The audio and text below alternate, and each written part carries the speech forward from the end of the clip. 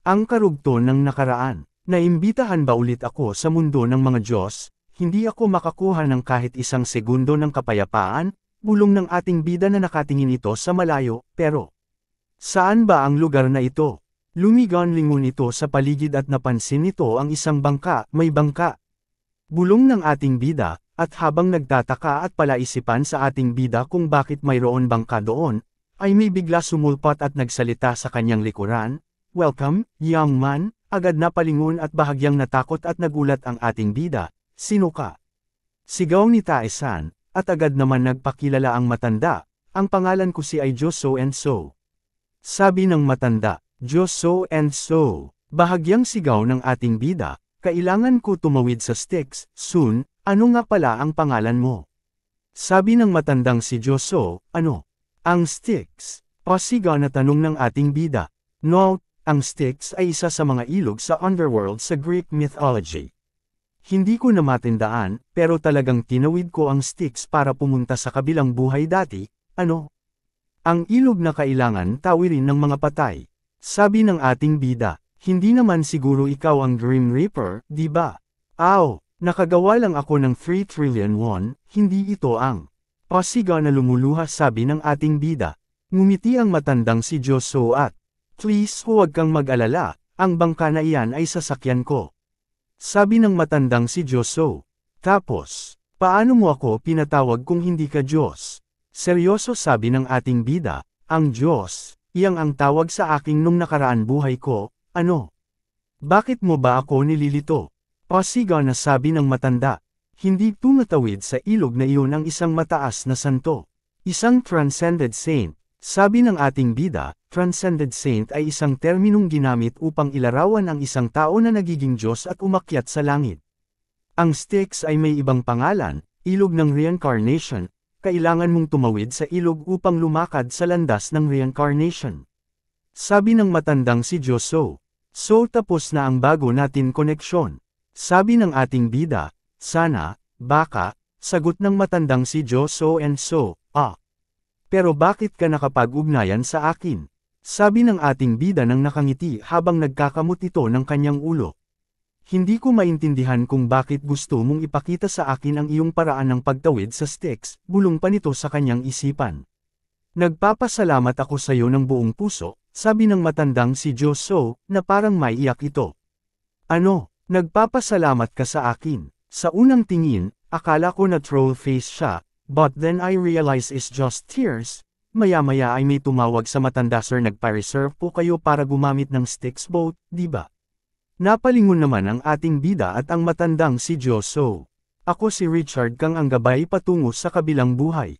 Salamat sa pagpunta mo dito." Sabi ng matanda si Joso, "Huwag mong sabihin yan," pasigaw na sabi ni Richard Kang, "ang gabay patungo sa kabilang buhay." Richard Kang, saka bakit ganyan ang damit niya? Bulong ng ating bida, "Ang tagal na nang huli akong pumunta sa lumang port, parang bago, sa mga araw na ito lahat ay naglalakbay sa pamamagitan ng speedboat, ngunit ito ay isang lancha, well, ito ay tax-free." Sabi ni Richard Kang, "Young man, aalis na ako ngayon ham." Sabi ng matandang si Joso, kalm nito at tumingin sa ating bida. "Salamat sa iyo, magbabago na ang kinabukasan ng aking ina po, babayaran kita." Sabi ng matandang nang lumingon ito sa ating bida. "Please manatili kang mabait at tignan-tignang ang mga bata." Sabi pa ng matandang si Joso, "Dalawa lang ang Diyos sa paligid ko, si Lawyer Joe at ang kaibigan kong si Hang Sok." Sabi ng ating bida sa kanyang isipan, "So ninunuka ni Hang Sok." Sabi ng ating bida at habang nakatanaw ito sa dalawa, "Pero, yung lalaking yun. Parang nakita ko na siya dati." Kinabukasan sa stocks market, Director na wala na naman ulit. Sigaw ng isang lalaki, sa Central Bank of Canada. Foreign exchange dalawang countries. Bumubuhos na ang dollar-linked margins. Ang mga baliw na yan. Ngayon din ba? Hindi naman futures, di ba? Sino ba siya? Ang mga sigaw ng mga tao nasa loob ng opisina, habang ito ay nagkakagulo. Ang futures ay isang uri ng derivative na kasunduan sa kontrata para bumili o magbenta ng isang partikular na asset ng kalakal o seguridad na isang nakatakdang petsa sa hinaharap para sa isang nakatakdang presyo. Sinuri ko ang halaga ng futures, at Meron itong margins, sigaw na sabi ng lalaki habang nakaupo ito sa computer. Mula sa Chicago Mercantile Exchange. Ang pagbuhos nito mula sa Great Britain, Hong Kong at US at iba pang bansa. Sabi naman ng isang lalaki. Ang large full margin ay agad na nakaapekto sa pera. Director, anong gagawin natin? Nagtatanong ka kung anong gagawin. Kailangan nating ipagtanggol ang ating sarili. Kung magpapatuloy ito ng ganito kalakas, mamamatay tayo. Sigaw ng lalaking director. Hindi tulad ng futures market, bumubuhos ang mga dealer sa real time. Please buy it. Libre para sa aming dolyar. Hindi pwede ito, please accept mo ang $5 billion. Sige, sagot ng isa lalaki. Ricky pati na rin ang team mo. Sigaw ng director. Hindi ito maaaring mangyari, okay billion is good, samantala. Magbago at umasa, mahusay ang pagkaka-frame nito. I wonder kung ano ang next choice ng boss namin, sabi ni Mr. Robert, maya-maya ay tumunog ang cellphone nito, ha? Sabi nito nang makita ang pangalan na nasa screen ng cellphone, sinagot ito at, yes boss. Robert, kumusta ka na? Na-secure muna ba ang mga available na dealer? Sabi ng nasa kabilang linya. Yes, nasa lobby ako ngayon para makita nila ako. Lahat ng ito ay dahil sa iyo. Salamat sa iyo boss, sabi pa ni Mr. Robert. Salamat din sa iyo Robert. Hindi na ako umaasa pero nakaramdam ako ng kagaanan kamakailan. Sabi ng nasa kabilang linya. Wala yun boss, salamat sa pagtitiwala sa akin. Sabi ni Mr. Robert. Magpapadala ako ng investment statement araw-araw, mangyaring hayaan ang mga dealer na magpatuloy. Muling sabi ng nasa kabilang linya. Yes boss, susuriin at aayusin ko ito kaagad. Sagot ni Mr. Robert. Pagkatapos, magtrabaho ng husto, makikita tayo sa winter vacation. Sabi ng nasa kabilang linya, pardon. Winter vacation, hahaha, biro lang. Maganda rin ba ang takbo ng politika? Sabi ng nasa kabilang linya, yes, kumikilos ako ayon sa desisyon mo, boss, sagot ni Robert. Mangyari bigyan sila ng espesyal na pansin. Sabi muli ng nasa kabilang linya. I will do my best, boss, sagot ni Mr. Robert. See you in Hong Kong in December. Sabi muli ng nasa kabilang linya, sige po boss. At pinatay na nito ang cellphone. Lagi akong ninenervyos. Bulong nito, maya-maya. Investment statement, habang nasa harap ng computer panay ang search nito sa kanyang mouse. Napatigil ang pag-click nito. Sa funds na nakita nito sa computer, $20 billion. Hindi makapaniwala na ganito kalaki ang tiwala niya sa akin. Sabi ni Robert sa sarili, habang nakaharap sa computer. Saan ang ligtas na investment? Hindi ako makapaniwala na ito ay isang buong pag-atake na walang uri ng pagtatanggol na inihanda. Bulong nito sa isipan, napalaki ang mga mata nito sa nabasa. Ang diskarte ng pamumuhunan ng boss ay parang isang mangangabayo na sumisigaw na susugod sa kalaban, at ang lahat ng salita ng amo. Sabi ni Mr. Robert, at ito ay isang diskarte sa pamumuhunan na magagawa lamang ng isang mahusay na alam ng lahat ng mga pandaigdigang takbo ng ekonomiya. Sabi nito sa kanyang isipan, isang kahilingan sa paghahanda para sa M&A team. So hindi lang global companies, pati mga Korean companies, kailangan nating ihanda ang legal na departamento at ang M&A. Sabi pa nito sa sarili, kung sakaling nakalimutan mo, ang M&A ay kumakatawan sa mga merger at acquisition. Sa itong pangkalahatang termino na naglalarawan sa pagsasama-sama ng mga kumpanya o asset sa pamamagitan ng iba't ibang uri ng mga transaksyon pinansyal. Kabilang ang mga pagsasanib, pagkuha, pagsasama-sama, mga alok sa tender, pagbili ng mga asset, at pagkuha ng pamamahala. Bahagyang nagulat pa si Mr. Robert sa nabasa nito. Dongryong Group. Anong klaseng group ito? Muling sabi ni Mr. Robert, samantala sa tinutuluyan ng ating bida, bakit kailangan pa ang winter vacation ko? Muntik na nilang malaman na high school student ako, naupo ang ating bida sa sofa at, ito na ang huling bakasyon sa lumipas na oras sa lalong madaling panahon. Ngayon malapit na entrance exam sa kolehiyo, sabi nito sa isipan, ito ang panahon kung saan wala akong pinagsisisihan. Matatapos na ang high school days ko sa pangalawang buhay. Sabi pa nito, ako ba ay talagang meron na nagkakahalaga ng $70 bilyong? Hindi ito panaginip, tama ba? Sabi ng ating bida habang kinurot nito ang kanyang pisngi. Ngunit, anuman, masyado akong matipid, apartment at kotse lang iyan. Hehe at high school student pa lang ako. Gagastos pa ba ako? Ito ay isang mas malaking laro ngayon. Maya-maya ay tumayo ito at, pupunta muna ako sa school hehe, at sa rooftop sa school. May kausap ang ating bida sa kanyang cellphone. Hindi na kumpleto na lungsod ang inspection. I have the agreement terms and document, kaya kailangang mo lang lumipat. You've worked hard Mr. Lawyer. Sabi ng ating bida. Paulit-ulit kong sinabi, pero binayaran ako para gawin ito ha. Sagot ng abogado na nasa kabilang linya. Salamat, Lawyer Joe, na naging maayos ang lahat. Sikat na sikat ang palengke ngayon. Parang ganun na nga, sagot ng abogado.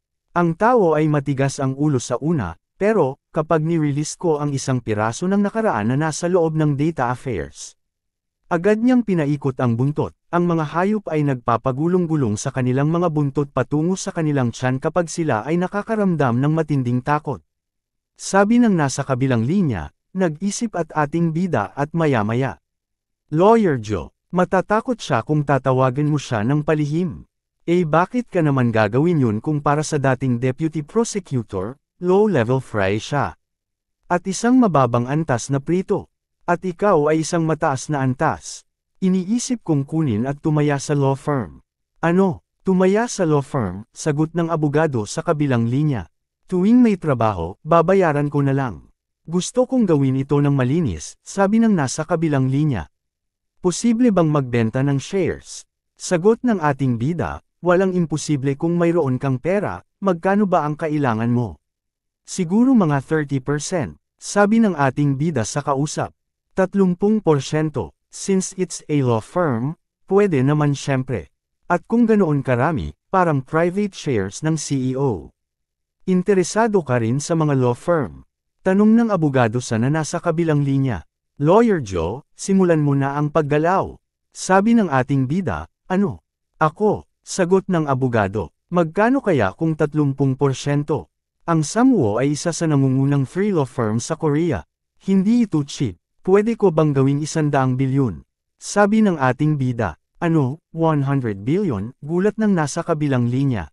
Ikaw ba talaga? Muli sabi ng abogado. Kung hindi ka naniniwala sa akin, maaari mong pakatiwalaan ang balanse sa aking bank account.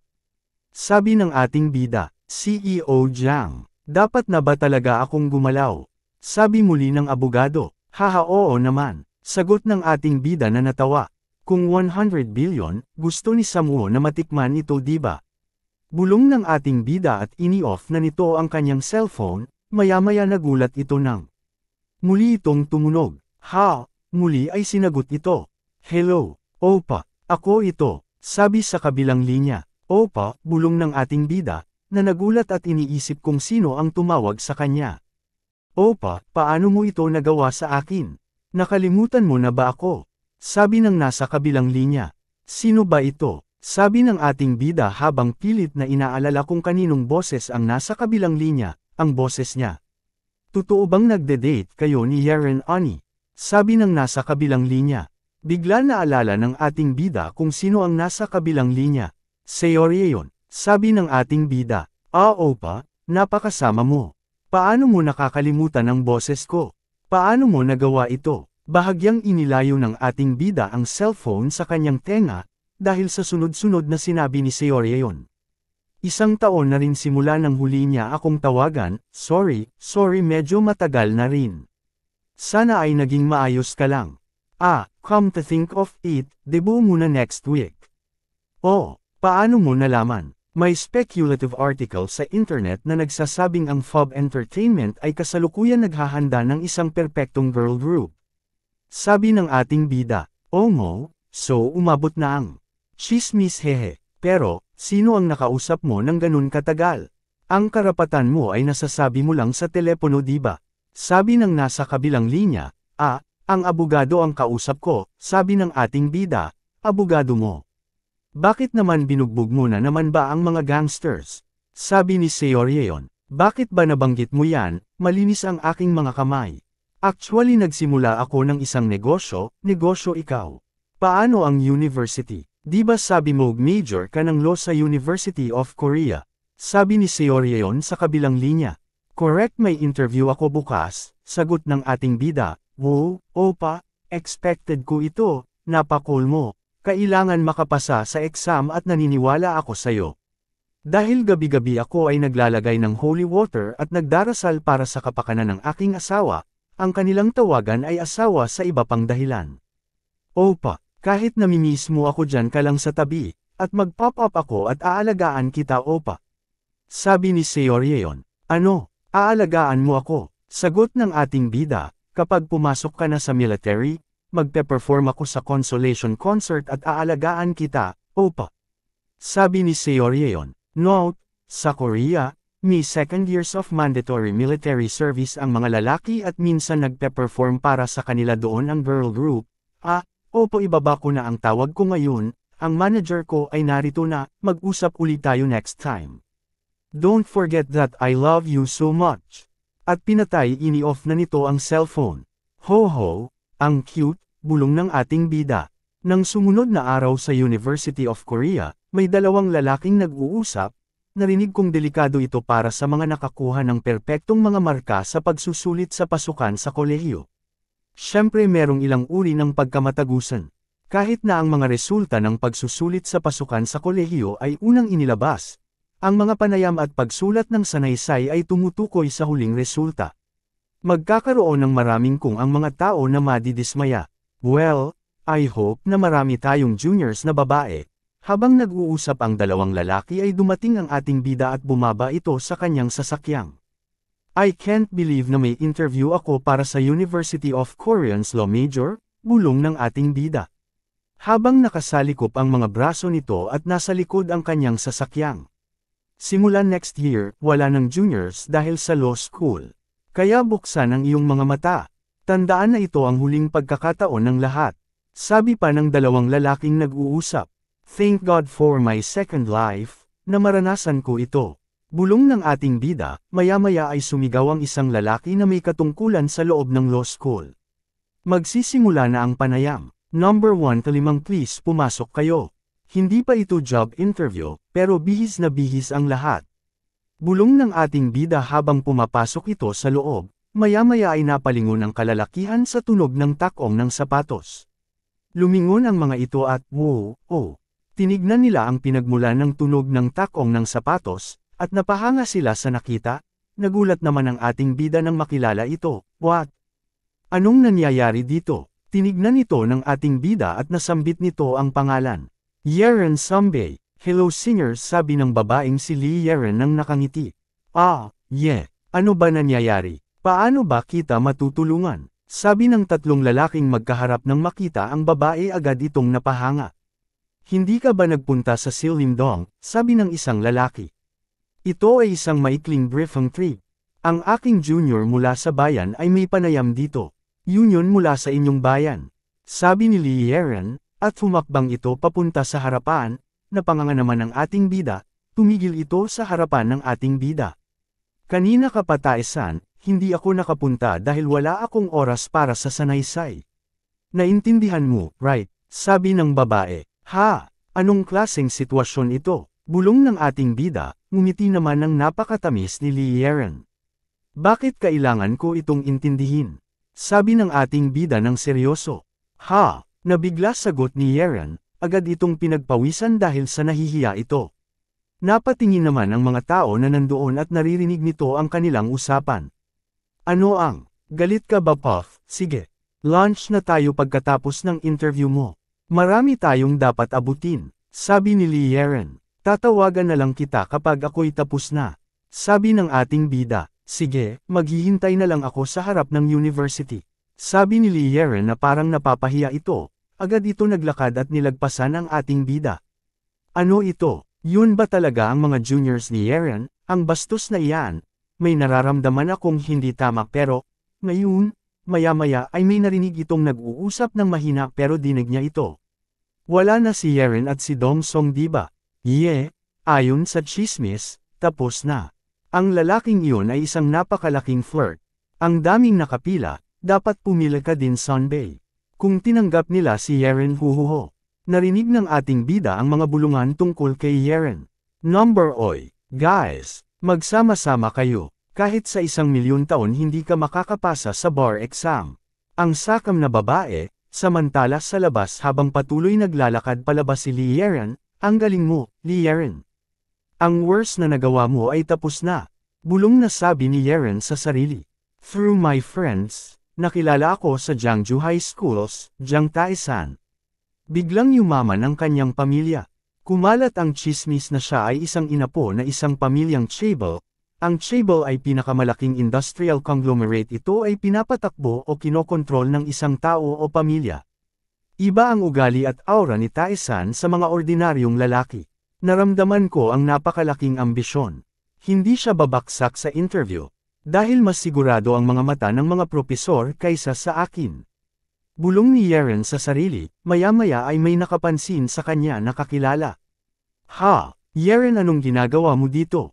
Bahagyang nabigla si Yeren nang makita ito. Nagpunta ako dito, dahil may interview ang isang dongsang na kilala ko. Dongsang, sabi ng isang kakilala ni Yeren. Kamag-anak. Sabi naman ng isa pa, hindi, isang junior mula sa kapitbahay na dati kong tinitirahan. Sabi ni Yeren, isang junior mula sa inyong kapitbahay. Sagot ng isa, interesado ka ba sa kanya? Si Yeren, ang strong-willed girl. Sabi pa ng isa lang siyang dongsong sagot. Nang ngumiti si Yeren, parang kilala ko siya. Sabi pa ng isa, pero, anong meron sa inyong dalawa? Sabi ni Yeren. Oo, pumunta kami dito para tignan ang mga chismis. Ha, anong chismis? Sabi muli ni Yeren. Oh my, agay na mukhang model ang lumabas sa department namin. Nagte-text at nakakagulo yung mga nag-apply sa interview. Sabi ng kausap ni Lee Yeren, iyon ba? Sigurado, hindi ko siya bibitawan, maya-maya ay palabas na ang ating bida. Walang masyadong panayam sa isang law school, nagugutom na ako. Naisip nito ang interview sa loob kanina bago siya lumabas. Makikita ang 3 teacher sa law school. Obvious naman na ipapasa nila ako.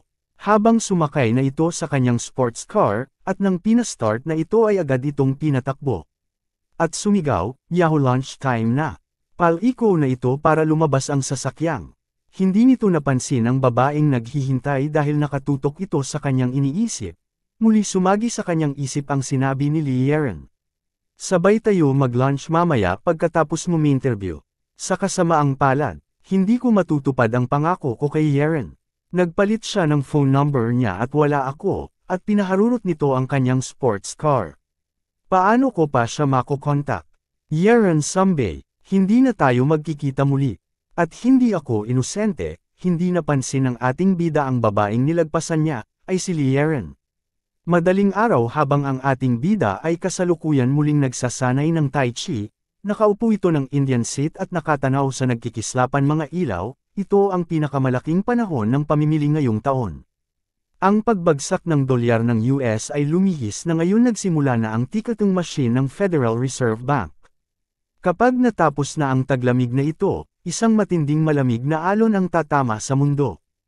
Ang mga hindi naghanda ng mas maaga ay mas magdurusa kaysa sa IMF. Lahat sila ay tatangayan, kinabukasan maliwanag na sa labas ng bahay. Please I select ang examination number. Pinindot ito ng ating bida sa kanyang cellphone, maya-maya ay unti-unti ito tinignan ng ating bida ang resulta ng exam. University of Korea, Department of Law, examination number 44 Jiang Taesan. Pumikit ito at unti-unti tinignan mabuti ito ng ating bida na kinakabahan. Ikaw ay nakapasa. Bigla na palitan ng ngiti ang mukha ng ating bida. Dali-dali nito tinawagan ang kanyang ina. Hello, mama, nakapasa ako, sabi ng ating bida na nasa kabilang linya. Talaga, sagot ng kanyang ina. Bigla tinawag nito ang kanyang ama. Honey, nakapasa ang anak nating. Ano, totoo ba? Sagot ng kanyang ama. Kahanga-hanga ka, aming Jiang Taesan. Anak ko, isang small act na para sa mga magulang na nabuhay lamang para sa kanilang mga anak. Ang pagtanggap ko sa Law Department ng University of Korea ay isang maliit na gawa ng filial piety, at ini-off na nito ang kanyang cellphone, ilalagay na ang earphone sa kanyang tenga nang mapansin nito ang nakasulat sa kanyang cellphone.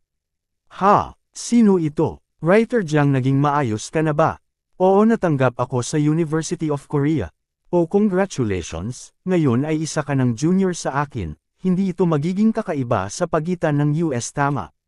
Nagkakaroon ako ng magandang panahon sa iyong mabilis na pagsusulat. Ikaw ay isang kayamanan sa magandang media, Mr. Jiang. Pero, may sasabihin ako sa iyo. May isang bagay na hindi ko sinabi sa iyo mas maaga sa taong ito, ano yun? Hindi ko masabi ang pangalan, ngunit isa sa mga publisher, ang tawag daw ay Wizard Fighter. May dala akong manuscript. Ano? Nagulat na sabi ng ating bida, nang laki ang mata nito sa pagkabigla. Anong sinabi mo? A Wizard Fighter. Walang pagkakaiba sa pagitan ng script mo at ng sulat, tama. Well, whatever the case, it's enough to consider it as plagiarism. Paano mo kakopyahin ang isang malaking tipak nito at sinasabing manuscript mo ito? Binigyan ko siya ng matinding saway. Naku, nakalimutan ko na siya. Huwag kang mag-alala, ginawa din namin. Hindi mo ginaya ang gawa niya, at mas gugustuhin ko pang mamatay kaysa tumanggap ng plagiarize na gawa. Gulat na gulat ang ating bida sa nalaman niya. Kinuha ko ang lahat sa kanya. Writer Jiang Hijie, iginiit niya na pinaghandaan niya ito mula noong 1 taon, kaya ipinakita niya sa akin ang lahat ng kanyang mga inihandang manuscript. Nabigla ka siguro. Oo, bumalik ako na may dismayadong ekspresyon. Ano ang dapat kong gawin? Malungkot na sabi ng ating bida. Pero kamakailan lang, dinalhan niya ako na isa pang manuscript. Isa pa. Ano? Ang tungkol dito. The novel titled I Am a Novelman. I Am a Novelman. Bulong ng ating bida, nagulat na gulat. Medyo naguguluhan ako sa timeline. Ang I Am a Nobleman nagsimula ang sikat na isekel, Rage Trope. Ito ay isang malaking hit sa pagsisimula ng e-book market. Magbigay ng mga nobela ay isekai, fantasy at martial arts ay sikat noong 2008. Hindi ako pinanganak noong 2008. Medyo maaga pa. Pero kunin mo na yung nobela, sabi ng ating bida. Ano? Sagot ng nasa kabilang linya. Maganda rin kung sumulat si writer Jiang Hijie tungkol sa isang raid. Sabi sa isipan ng ating bida. Magiging hit ang nobela na iyon. Muling sabi ni Tae-san sa kausap nito sa cellphone. Ano? Magiging hit? Oo, maganda ang pakiramdam ko. Siguraduhin ma-print ng hindi bababa sa 5,000 kopya ng unang edisyon. Sabi ng ating bida, 5,000 na kopya. Sabi ng nasa kabilang linya. Paparisan kita ng 10,000 copies, muling sabi ng ating bida, writer Hijie. I'm sorry. Isulat ang mga gawa ni Jiang Hijie ang naging batayan para kumita ng malaking halaga. Please siguraduhin mong may publish ito. And I will guarantee it. Kung may natitira ka pang konsensya, dapat magbayad ka man lang sa iyong mga maling gawain. At kung magkikita tayo sa hinaharap, bibigyan kita ng rice cake. Lumipas ang mga araw, sa isang building ng isang mall, makikita ang iba't ibang tao nag-abala sa pamimili, sa pakikipag-usap at pamamasyal. Pumasok ang ating bida at ang kanyang ina sa loob ng mall, habang nasa Skeletor ito. Matagal na pala talaga. Bulong ng ating bida nang muli niya tinignan ang mall na dati rin niya napuntahan. Noon sa kasalukuyan, maya-maya ay kinausap nito ang kanyang ina. Wala ka pa po chance na pumunta dito, diba? Sabi ng ating bida sa kanyang ina, sa pagkakatanda ko nung huling punta ko dito, was 10 years ago. Ito ang unang pagkakataon mula nang magretiro ang iyong ama at bumaba sa kanayunan. Sabi ng kanyang ina, bakit? Dahil mahal mo si Papa. Napakaganda mo at may disenteng akademikong background, wala bang mas mabuting mga lalaki na mapagpipiliin? Sabi ni Tae-san, nakakatuwa, love at first sight daw yun at gusto niya ay lumabas kami ng magkasama. Ilang beses ko siyang nakilala dahil ang cool niya. Napakabait niyang tao, pero sinabi niyang wala siyang pinagkaiba sa mga patay dahil hindi siya makakakuha ng kapayapaan sa iba maliban sa akin. Sabi ng kanyang ina, nagseselos yata ako sa aking mahal na ama, biro ng ating bida. Maya-maya ay huminto ang ating bida. Sa shop ng isang sikat na brand, Tae-san, bakit tayo nandito? Tanong ng kanyang ina, nandito lang tayo para tignan, hindi ito isang restricted area, sagot ng ating bida. Nang pumasok sila ay agad yumuko ang 3 sales clerk, nagtaka naman ang kanyang ina. Tara sa loob mama, bumili ka ng mga damit para sa iyo at kay Papa. Mukhang nahihirapan ka, nitong mga nakaraan araw, at narito ang anak mo gagawin ng lahat para makatulong, sabi ng ating bida. Ganun ba? Medyo luma na nga ang damit ng papa mo at wala na rin sa uso, maya-maya ay napansin ng kanyang ina ang isang suit. Tae-san, ano sa tingin mo sa style na ito? Sa tingin mo babagay ito sa kanya, di ba? Tinignan naman ito ng ating bida at natuwa naman ito. Itinaas nito ang dalawang kamay at, "Mama, bumili ka rin ng damit para sa iyong sarili." Ang asawa ng pinuno ng kapitbahay ay dapat na nagmamalasakit sa kanyang imahe. Sabi ng ating bida, "Then, fair na," sagot ng kanyang ina, "Nga pala anak, parang lumaki ka yata. Mama, maraming kang damit na mapagpipilian at magugustuhan mo.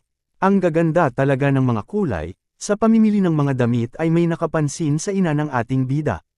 "Oh Momo, sino ito? Si Solren ba ito?" Sabi ng babaeng mukha mata pobre. Narinig naman ito ng mag-ina at agad lumingon para tignan ang nagsalita. "Son, Ja," nabigla sabi ng kanyang ina.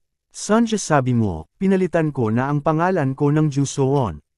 "Ha, Ju Sonja, Ju Soon," bulong ng ating bida, at nagulat ito nang makilala.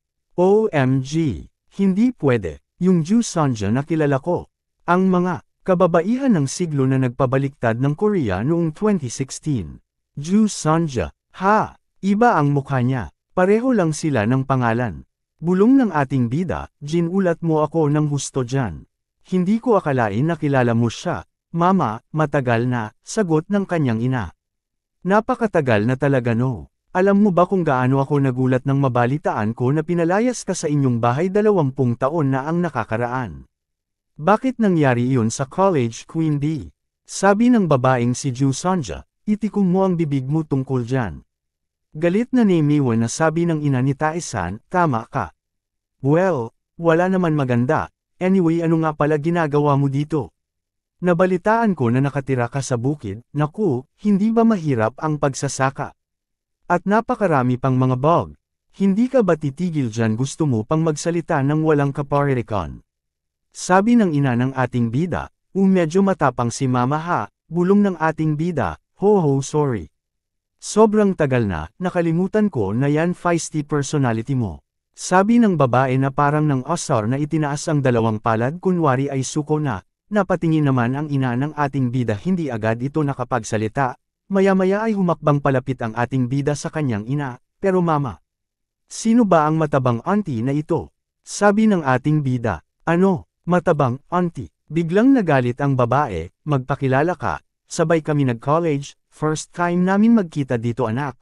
Sabi ng ina ng ating bida at agad naman yumuko ang ating bida. "Ako nga po pala si Jang Tae-san. Anak mo ba siya? Hindi katangkaran at pantay ang mukha niya. Hindi siya mukhang magaling mag-aral, magiging perpekto siya bilang isang modelo." Pag-iinis na sabi ng babae. "Ano, ang matabang auntie na ito?" Bulong ng ating bida. "Ang bastos na ito," bulong ng ina ni Tae-san. "Maswerte po ako at natanggap ako sa isang universidad sa Seoul." Sabi ng ating bida. "Oh, ganun ba? Nakakagaan ng loob." Sabi ng pang-asar ng babae. "Paano niya nasabi na mukha kung hindi nag-aral ng mabuti?" Bulong ng ating bida. "Kung saan sa Seoul, parang siyang dragon na bumangon sa creek." Sabi ni Johnson na kung worry ay binulong pa sa ina ng ating bida. Ang babaeng ito na sinasabi na siya ay nakakataas mula sa isang mahirap na pamilya. "Ang anak ko ay tinanggap ng Law Department sa Kyongguk University." Pagyayabang pa ni Johnson, ang Law Department sa Kyongguk University. Tinanggap siya sa isang magandang university. Sabi ng ating bida. "Tama ho. Anong major mo at saang university, guwapong binata?" Tanong ni Johnson sa ating bida. "Nag-major ako ng abogasya sa University of Korea." Sagot ng ating bida. "Ano?" Pasigaw at gulat ng babae. "Kasinungalingan yan. Batang brat, nagsisinungaling ka. Ang tanga na katulad mo ay law student sa University of Korea." Pasigaw na sabi ni Johnson. "Maaari mong suriin ito sa internet, o dapat ko bang hanapin ito para sayo?" Kalmado sumagot ang ating bida habang nagkakamot ito sa ulo, lalong nanggigil sa inis ang babaeng si Johnson. "So that's your best? Mapapasama ka lang," bulong ng ating bida, habang nakangiti ito. "Pero anong ginagawa mo sa luxury good place? Nakakuha ka ba ng gift card?" Pang-uuyam ni Johnson. "Grabe itong matabang auntie na ito, parang pro fighter bulong ng ating bida, maaaring. Hindi ka naman narito para bumili ng mga damit, siguro may gift card ka di ba? Pang-osar pa na sabi ni Johnson ang nakangiti ng kaplastikan, maya-maya ay tinawag ng ating bida ang sales clerk, lumapit ka dito, sabi ng ating bida, ano po yun sir? Sabi ng sales clerk, pakipili mo ang aking ina ng mga ilang damit na sukat sa kanya, sabi ng ating bida, okay po sir, sagot ng sales clerk. Sa tingin ko gusto naming bumili ng mga 5 outfits, sabi ng ating bida na punarinig sa babaeng si Johnson. 5 outfits, bahagyang gulat na sabi ng babae. Huwag mag-alala sa presyo, at piliin lamang ang anumang sa tingin mo ang pinakamaganda at pinaka-the best, at ang aking ina ay napakahalaga sa akin. Sabi ng ating bida, yes, po Mr. Customer sabi ng sales clerk, maya-maya humarap ang ating bida kay Johnson. Hindi ka po ba pumunta dito para bumili ng damit? Dahil kaibigan ka ng mama ko, baka may gusto ka. At bibilhin ko ito para sayo. Sabi ng ating bida, nagulat naman ang babae at bahagyang sumigaw ito. Kalimutan mo na, masyado mababa ang tingin mo sa akin. Hindi na lang ako magsusuot ng mga damit mula sa lugar na ito kahit na ibigay mo pa sa akin. Pasigaw na sabi ng babae at tumingin ito sa kanyang ina at dinuro ito. Siya nga pala magkakaroon ng reunion ng mga magulang sa Felton Hotel sa susunod na Sabado ng 7. See you there. Itong pigi na auntie na ito ay talagang pupunta doon hanggang sa huli. Masama ang ekspresyon ng mukha niya habang iniimbitahan si mama sa reunion. Sa kasamaang palad para sa kanya, si mama ay hindi madaling panghinaan ng loob, bulong ng ating bida, maya-maya ay. Huwag kang mag-alala, si mama ay siguradong pupunta sa reunion, di ba, mama? Sabay kindat ng ating bida sa kanyang ina, agad naman napansin ito ng kanyang ina. Ha, oo, sagot ng ina ni Tae-san, tatawagan ko lahat ng parents at aasahan kita doon. Galit na sabi ng babae. Ngayon lang, nakakatawa ka, bulong ng ating bida, oh. Walang hiya, pinalayas ka na sa bahay niyo at nagpapakatanga ka pa. Sigaw ng babae na talagang pinaglakasan pa ang boses nito para ipahiya ang mag-ina, at tumalikod na ito, ayaw tignan mo nga ang likod ng baboy, maghintay ka lang tita. Dahil, tatapakan talaga kita. Bulong ng ating bida habang tinatanaw ang nakatalikod na nakasimangot na babae. Sa mga taong iyon, ang pagpapatawad ay isang luho. Sisiguraduhin kung magbabayad ka sa ginawa mo ngayon. Seryoso sabi ng ating bida. Madam, okay lang talaga dito. Kaunti lang ang property sa Cheongdam-dong kung saan ganito kaganda ang view ng ilog ng Han. Dahil malayo ito sa mga laro ng Olympic, ang ingay at alikabok ay ganap na nakaharang, at sa tag-araw, ito ang pinakamagandang lugar para sa malamig na hangin. Hindi pa ito nabili tama, sabi ng ating bida. Tungkol dyan ay, sagot ng lalaki. Maganda ang bahay, pero dahil sa US subprime loan grabe ang laro. Ang real estate ay isang psikolohikal na labanan, ngunit ito ay na-delayed. Lumingon ang ating bida sa kanyang ina. Mama, ano po sa tingin mo? Gulat ng kanyang ina, mabuti lang ang maliit, oh, my. Maliit, ngunit ito ay 30 square meters, bulong ng kanyang ina. Sabi mo 45 bilyon ang penthouse. Sabi ng ating bida, oo, ang pinakamahal ay ang Olympus Complex. Ito ang kasalukuyang pinakamataas na presyo sa mga villas at apartment sa Korea. Sabi ng lalaki. Ang presyo yon ay umabot sa pinakamataas noong 2008, noon panahon na yon. Ikaw si Manager Jung di ba? Sabi ng ating bida. Oo, ako nga si Manager Jung Won-chan pakilala ng lalaki, gusto kong maging tapat sayo. Pwede mo ba akong bigyan ng discount? Sabi ni Tae-san, yun ba? Sagot ng lalaking si Jung Woo-chan. Kung bibilhin mo ito ngayon, pwede kong ibigay ito sayo ng 10%. Binawasan ko na ang presyo ng 10%. Sabi ni Mr. Jung Woo-chan. Oo ganito ang kalakaran sa mundo. Then paano kung bumili ako ng 3 royal building sa kabuuan, hanggang saan ka kaya? Be honest.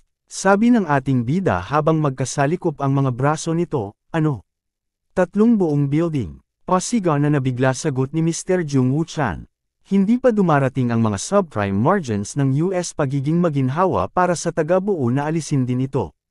Note, Ang mga subprime mortgage sa US ay ang humantong sa pandaigdigang krisis sa pananalapi noong 2008 dahil sa mga bangko na nakakuha ng pera mula sa pagbebenta ng mga bahagi ng mga hindi nabayarang mortgage na nagdudulot ng malaking financial bubble. May mga kondisyon ba na gusto mo? Sabi ni Jung Woo Chan, gawin na lahat ng bayad sa pagpaparehistro, kabilang ang buwis sa pagkuha, na nagkakahalaga ng 10 billion won, at lump sum cash prize. Sabi ng ating bida, na panganga si Mr. Jung Woo Chan hindi ito makapaniwala. 10 billion, a lump sum cash prize. Sabi pa nito, pwede ka na magpahinga. Sabi ng ating bida, naintindihan ko itutuloy ko na agad. Sagot ng Mr. Jung Woo Chan. Maya-maya ay napansin nito ang kanyang ina. Hindi gaano nagpakita ng interes si mama sa 10 bilyon won. Hindi naman sa wala siyang hilig sa pera, parang laos na atmosphere. At kaya naman, mama mamili na tayo. Kailangan nating maglagay ng ilang mga kasangkapan dito at doon, sabi ng ating bida sa kanyang ina, ganun ba?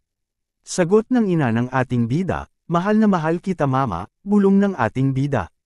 Sumapit ang araw ng pasukan sa University of Korea, mabilis humarurot ang isang sports car sa kahabaan ng parking ng university. Oh! Ano ba yun? Baliw ang kotse na yun, sabi ng isang estudyante. Porsche ba yun? Sino siya? Kilala mo ba siya? Wala siya sa department nating diba? Sabi ng mga nag-uusap na estudyante, tumigil ang Porsche sa kanilang harapan sa di kalayuan, bumaba ang ating bida na sakay nito sa sports car, at naglakad ito papasok sa university. Oh no! Nanaginip ba ako? Sabi ng mga babaeng nakakita sa kanya. University of Korea, bulong ng ating bida, nang mapasulyap ito sa building, ang pinakakilala at sikat na university sa South Korea, expected ko na maganda ang atmosphere. Bulong ng ating bida, habang naglalakad ito papasok sa loob ng law department, patuloy ito naglakad. Isa siyang freshman diba? Wow! Hindi ako PA student. Sinasabi mo bang ganyan ang pangangatawan ng law student? Seniors, kinabahan na kayo ngayon ha? Maririnig ang mga salita iyon habang naglalakad ang ating bida. Ngayon may dumating na isang gwapong junior, sa kanya na ang atensyon ng mga babae. Hindi ba ganyan ang snob na nilalaro ni Miron? Tumigil ang ating bida sa isang vendo, at pinindot ang coffee in can. Senior, ano ibig mong sabihin sa snob?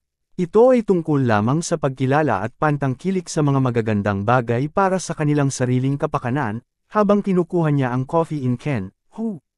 Ang lahat ay tila hindi kayang panatilihin malamig ang ulo. Bulong ng ating bida, pwede mo rin ba akong bilhan ng kape? Nabigla ang ating bida nang may nagsalita mula sa kanyang likuran, ano? Habang nakayuko pa ito at kinukuha ang coffee in can, bahagyang niya itong nasulyapan, sino ba ito? Bulong ng ating bida, napagmasdan niya ang buhok nito at sapatos na suot. Nang tuluyan ng lumingon ng ating bida ay nakita nito ang kabuuan ng mukha ng babae. Yung mga damit, baka yon ang narinig ko. Ang legendary art student Nuna. Bulong ng ating bida, no, Nuna means older female, Korean Hanore fits in all that, pwede ba? Muling sabi ng babae.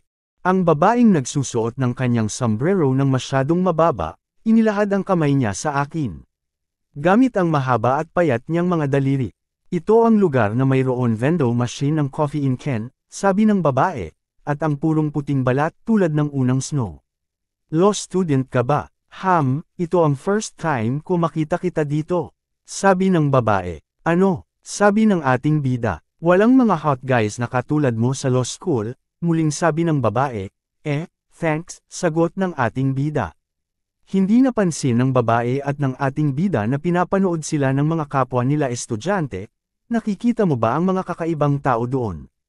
Mukhang matanda na ang karamihan sa law student, sabi ng isang estudyante na nanunood sa kanila. Kaya namumukod tangi ka sa kanila, sabi ng babae, eto na, sabay abot ng coffee in can ng ating bida. Isa ako sa mga mukhang matandang estudyante na sinasabi mo, bulong ng ating bida. Idinikit ng babae ang coffee in can sa pisngi nito at, mainit-init. Ang heater sa art room ay isang kalamidad. Iniisip ko kung ano ang mangyayari kung tayo nag-away na parang law students. Medyo nag-aalinlangan ako, pero isa talaga siyang art student Nuna, bulong ng ating bida. Ito ay isang tipikal na anyo ng diskriminasyon. Hindi mo ba iniisip? Sabi ni Nuna. Anong pinagsasabi niya bigla? Bakit mo ako tinatanong na ganyan? Art student Nuna, bulong ng ating bida. Maaari mong gamitin ang aking hot pack. Sabi ng ating bida. Nakalimutan ko ang temperatura kapag nag-drawing ako kaya nagyelo ang aking mga kamay. Parang ang liit ng heart capacity ko sa height ko. Sabi ni Nuna. Itong babae na ito, expert siya sa pagbibigay ng mga walang katuturan na sagot, bulong ng ating bida. Gawin mo marahil mayroong anumang negosyo kasama ako. Sabi ng ating bida. Anong year ka na ba? Sabi ni Nuna. Sabi ko na bulong ng ating bida. Hindi ba ang pagsisiwalat ng iyong impormasyon bago humingi ng iba ay isang pangunahing prinsipyo ng komunikasyon? Sabi ni Tae-san. Ako si Son Yuri, part of the class of 2006. Nag-major ako sa Western Painting, ikaw naman. Sabi ng babae si Son Yuri. Jang Tae-san, I'm in the class of 2008 majoring in law. Sabi ng ating bida, class of 08. Are you a freshman? Sabi ng ni Son Yuri, ang bilis lumipas ng mga araw. Feeling ko kakapasok ko lang sa university kanina. Hindi ako makapaniwala na nandito na ang mga estudyante sa class 2008. In my heart of hearts feeling ko freshman pa ako pero third year na ako. Nakakalungkot naman talaga, sabi ni Son Yuri. Kakaibang estudyanteng ito, bulong ni Tae-san. Imbes na malungkot, hindi ba dapat masaya ka na lang mag-aral ng 2 taon pa? Ang benepisyo at kaligayahan ibinibigay ng isang edukasyon ay mas malaki kaysa sa iyong iniisip. Sabi ni Tae-san. Gusto ko kung paano siya formal na nagsasalita sa isang mag-aaral na mas bata sa kanya kahit na siya ay nasa senior year, bulong muli ng ating bida. Ano, ang freshman ba ay nagbibigay ng lecture sa kanyang senior tungkol sa college life ngayon? Sabi ni Son Yuri, nakakamangha ang kanyang kagandahan, bulong na may paghanga ang ating bida. Sa halip na bigyan ka ng lecture, binabago ko lang ang paraan ng pag-iisip mo.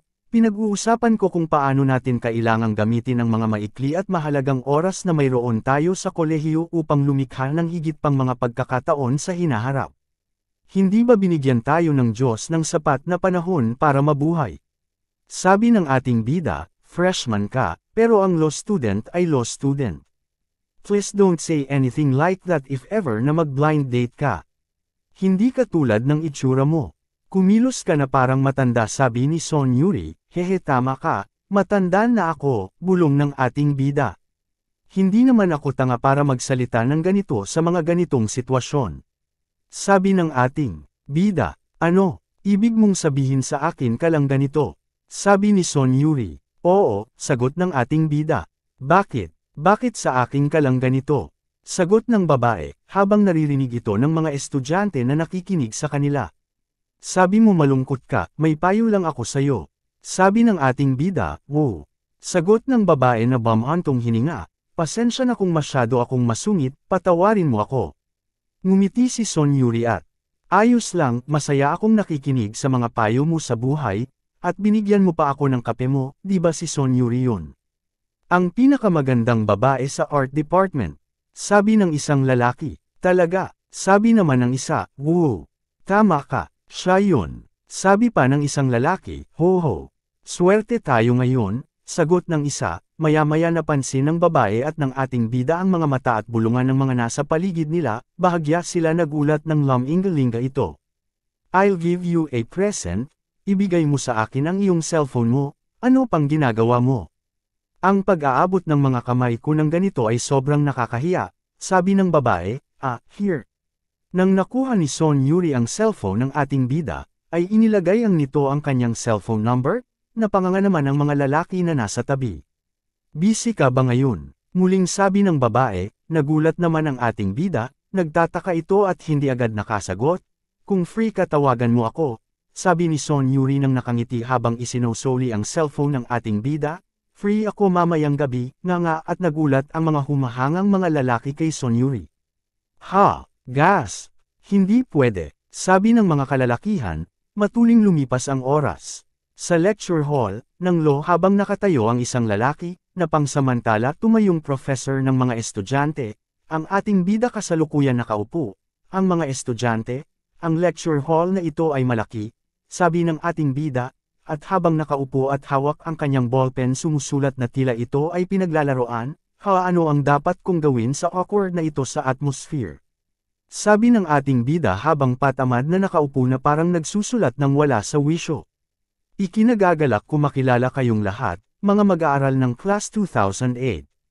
Surgery student ako sa Class 2003, at kagagaling ko lang sa military. Ginagamit ko ang aking mahalagang oras upang maglingkod bilang Pangulo ng Student Council, kaya't mangyaring unawain kong nagsasalita ako ng informal, sabi ng lalaki sa kanilang harapan, at muli itong nagpatuloy sa kanyang sinasabi. Nagdaraos kami ng orientation para sa freshman, kung maaari ay nais kong dumalo kayo lahat, dahil doon kayo makikita, yon ang mga professor at minamahal na seniors. Bubuo muna ako ng mga grupo para maganda para sa orientation. At bawat grupo ay magkakaroon ng 20 miyembro, siya 200 sa inyo ay hahatiin sa 10 grupo. Lahat ng 200 sa inyo ay hindi kailangan makipagkaibigan sa lahat, ngunit simulan mong kilalanin ang iyong mga kagrupo. Ang gusto kong gawin ninyo ngayon ay batiin ang senior na nakatalaga sa grupo mo at pumili ng team leader. Group 1 pumunta sa hallway, ang iba sa inyo, maghintay dito. Race, nagtaas ng kamay na sabi ng babae. Group 10 mangyari magtipon dito. Kilalanin natin ang isa't isa, kung lahat kayo ay makikinig sa akin ng mabuti. Ang pretty senior na ito ay mag-treat sa inyo ngayong gabi. Napatingin ang mga nasa hallway sa babaeng nagtaas ng kamay, halika na kayo at dito tayo magtipon. Sabi ng babae, tignan mo itong mga mabait na bata. Magiging mabuti ako sa inyong lahat. Sisiguraduhin ko tuwing gagawa ako ng magandang trabaho sa pagkakataon ito. Sumang-ayon din ang mga estudyante mula sa business school na sumali sa orientation. Also, to give you all a heads up, hindi biro ang pagmamalaki ng mga propesor sa business school. May major inferiority complex sila pagdating sa department namin. Kaya, babalik tayo sa buhay at maghahanda na umakyat sa entablado. Paliwanag ng babae senior, napatingin naman ang ating bida, maya-maya ay nagsalita ito. Excuse me, tungkol sa pangalan ng senior. Sabi ng ating bida, pangalan ko. Sabi ng babae, may name tag ako. I'm Kang Erin mula sa Class 2006, majoring in law pati pangalan ko nakakamatay diba? Pero sino ka ba? Wow ang gwapo mo. Pwede ka pang maging celebrity. Sabi ni Kang Erin, I'm Jiang Taesan Sambay. Pakilala ng ating bida sa kausap na babae na kangiti na parang nahihiya ito sa sinabi ng babae. Ano, Jiang Taesan? Lumapit ang babae at sinuntok nito ng pabiro ang katawan ng ating bida. Ikaw mayabang kang bata ka. Sabi ng babaeng si Kang Erin, ano? Mayabang na bata. Ano ang sinasabi niya? Bulong ng ating bida, ano ba ibig mong sabihin? Sabi ng ating bida nang nakatawa. Ibig sabihin lang mayabang ka, sabi ni Kang Erin, nang nakatawa. Ano, may nickname agad ako pagpasok ko sa university. Bulong ng ating bida, hindi ba ikaw ang nagsabing mag-drop out ka kung hindi mo makuha ang second pass sa second year mo sa interview? Nagsasuggest ka pa ng IQ test para manalo sa mga professors di ba? Oo tama ka, sabi ng babae, may problema ka ba dyan? Sabi ng ating bida, ano? Gulat ng babaeng si Kang Erin, minaliit ako ng ibang seniors pero hindi ako ganun kamuwang.